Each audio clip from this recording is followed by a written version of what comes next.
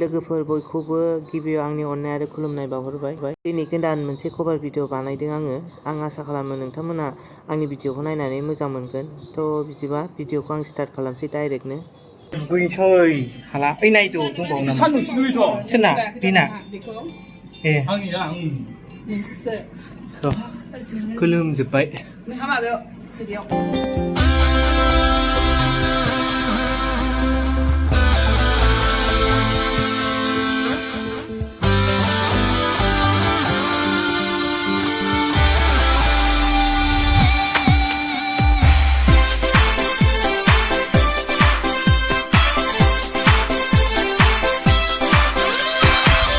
गोसोखौ नों आंनो होबायब्ला गोरबोखौ नों आंनो बावबायब्ला फैदो ना सना नों आंजों लोगोआ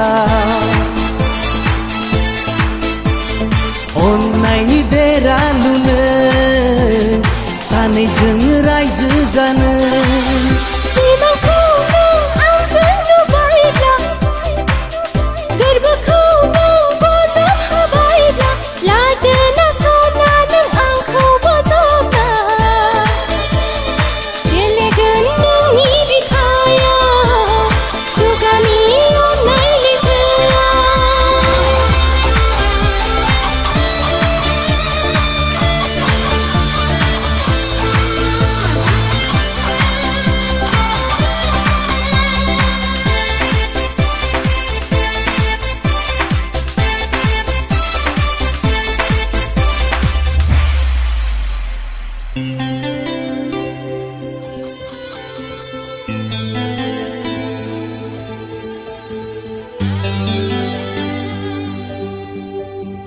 साउननि अखा जाना फिसिफै आंनि रानस्राव सोले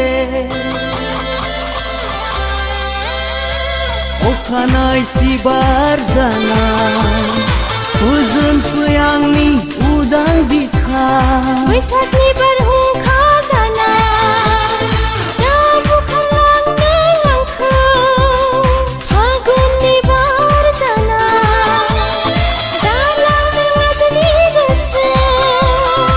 आं आसा खालामो लोगोफोर नोंथांमोना बे आंनि कभार भिडिअखौ नायनानै मोजां मोनदों। दा लकडाउन जेरावबो थांजाया फैजायाना ओंखायनो न'आवनो सेफटि थानांगौ बयबो। आंनि भिडिअफ्राव माबाफोर मिस्टेक जादोंबा भुल जादोंबा अननानै निमाहा। आं आसा खालामो नोंसोर बयबो आंखौ सापर्ट खालामगोन।